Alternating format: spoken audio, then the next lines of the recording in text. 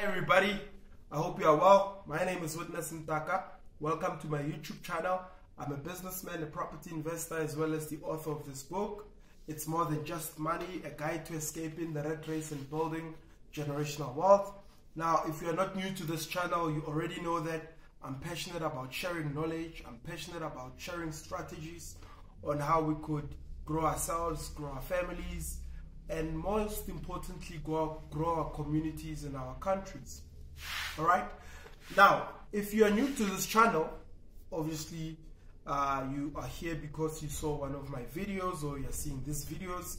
For you to see the next videos, please click on the subscribe button, click on the notifications bell so that you can see more of our videos. And I also like you to click on the like button so that the algorithm can go up and suggest the video to as many people as possible. Now, I'm going to talk to you about starting, right? Starting and finishing something. Could be starting and finishing anything, right? What would be the best time to build a city? What would be the best time to build a building? Now, I'm in the building industry. I'm a property developer. I rent out apartments for a living. Now, I know for a fact that before we can build an apartment block or before we could build a house that we intend to rent out, we need to have the blueprint of that house in place.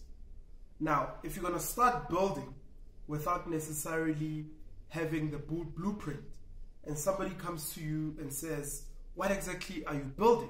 And you say, well, I'm just laying bricks.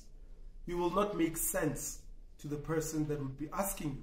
In fact, you will look kind of crazy to start something not knowing exactly what you are building.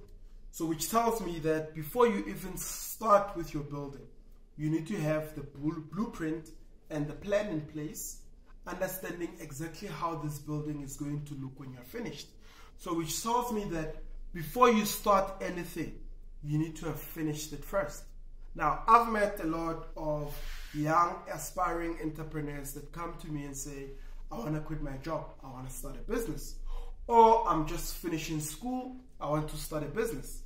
And there comes the question, what is your plan? What is your game plan? And the person looks at me as though I'm a dream killer, right? Looking at me as though, why are you asking me if I've got a game plan as though I don't know what I'm doing? Of course you don't know what you're doing if you don't have a game plan. There is nothing that can be a success without you having put in the thought that's required in terms of how you're going to start it until it is finished. And a plan, a game plan, gives you that, right? Now, obviously, this does not necessarily only speak to buildings, whether it's a building or you're building a hotel, you're building a church, or you're building a conference venue. It doesn't necessarily boil down to that only. It speaks to different parts of our lives, right? Before you start your training routine, what sort of body would you like to have? Are you training so that you could be big and bulky, or are you training so that you could be thin? Now, when I started on my training journey, right, I obviously wanted to put on some weight, right? But I did a lot of running and a lot of marathons, right? Because my friends and one of my mentors in business were running fanatics. So they love running. They've done marathons, they've done ultra marathons, but it's because they love to do that sort of thing. Now, I had joined them on this journey of running, but at the back of my mind, I was planning to bulk up my body until somebody said to me, a friend of mine that I had met at the gym who's built up his body as well, said to me that, Witness, you want to build up your body, but you run a lot. But what you don't understand about running is that it makes you lose your muscle mass, right? So I had a plan to build my body, but I was not following through on that plan because I didn't even know that running takes away the muscle mass that I wanted to build. Now, as soon as I stopped with the running activities and went to gym with the plan of bulking up, with the plan of training so that I could have more muscle, I started to develop slightly more muscle than I had, right? So which tells me that when you've got a plan and you know what the plan is, you also know what not to do. So if you know what to do, automatically you know what not to do, right? So if you're building a hotel, you know for a fact that if it's going 2 or 3 stories, your foundation has to be stronger than when you're going only 1 story. So the mere fact that you've got a plan to build a 2 or 3 story building, you are also informed that you're going to build a proper and a strong foundation and reinforce it properly, because it's going to carry more weight. Now, somebody who's building just a single story building does not necessarily have to reinforce their foundation, which tells me that it's important for you to know what your plan is. Now, there's this scripture in the Bible. It says, "Which of you intending to build a tower does not sit down first and count the cost, whether he has enough to finish it?" So this was Jesus speaking in the Bible. Now, I'm no Bible expert, but I know the scripture, right? He's simply asking, which of you intending to build a tower does not first sit down and calculate the cost and see if he's able to finish what he's starting to build? And he says, lest after he has laid the foundation and is not able to finish, all who see it begin to mock him, saying, this man began to build and was not able to finish. So which tells me that he's saying you have to first sit down, calculate the cost of what you want to do. How much will it cost you to build a business? How much will it cost you? And by the cost right there, we're not only talking financial cost, we're talking emotional cost, we're talking time cost, we're talking resources cost, we're talking relationship cost, the time that you could be spending with family members, building good memories. Sometimes you'll be spending building your business. Now, that tells me that there is a cost to what you would be building. But before you even start the business, do you understand what that cost is? It's very important to know what the cost is. And he says, or what king going to make war against another king does not sit down first and consider whether he is able to go against him who comes to him with 10,000 with only whether he's able with 10,000 to meet him who comes against him with 20,000. So basically, I made a mistake there in the reading. Basically, he's asking, if there's a king who has only 10,000 soldiers, is he able to calculate and see if he's going to be able to win against the one who comes with 20,000 soldiers?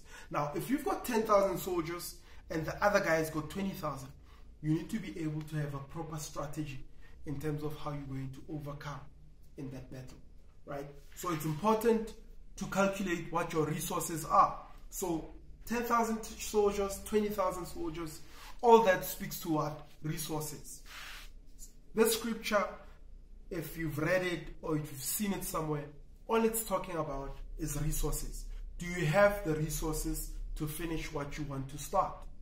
So meaning, if you do not have enough resources, what is your strategy that you're going to apply so that you can finish with the minimal resources that you have?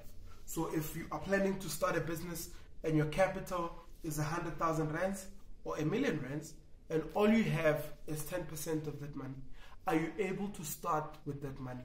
And what else can you do to come up with other resources, right, that can add the amount of value 100,000 amount of money would add? So maybe there's certain knowledge and skills that you need to acquire before you start that business. And instead of being the one going out to acquire that skill, you partner with someone who's got the skill, and therefore you would not need to pay money to get that skill. You would not need to pay time. Your partner would have shares in your business and you continue running the business. But the cost of that would be you giving away shares in that specific business. Now, if you partner with someone who wants to put in X amount of money in the business, maybe they've got the money, they might not have the skills, or you have the skills, right, but you don't have the money.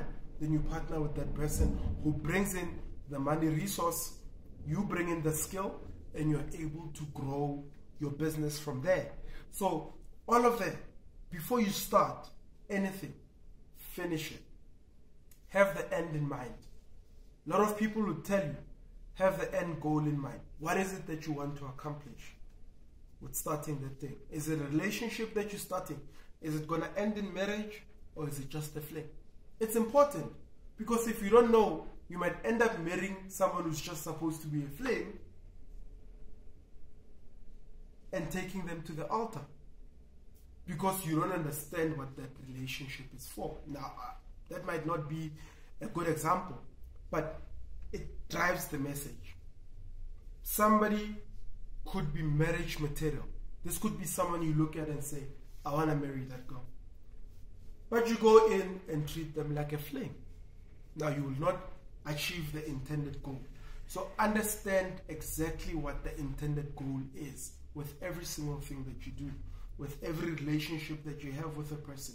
Person comes into your life, exactly what role are they playing? You employ someone, exactly what role are they going to be playing, right? So that tells me that we leave no gaps in our lives, be it relationshipically, right? Be it in a relationship, be it in a business partnership. Why exactly do you need that kind of partner? What is the end goal? Why exactly are you buying that property? What is the end goal? Why exactly are you buying that car? What is the end goal? Why exactly are you doing business the way you are doing it? What is the exact goal? Why are you starting the business? Begin with the end in mind. Finish it before you start it. My name is Witness Mdaka. I'm a property investor. I'm a businessman. I'm also the author of this book.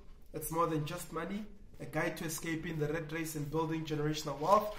Now, if it's your first time watching the video, like I said, click on the subscribe button, click on the notifications button, comment and let me know what your thoughts are.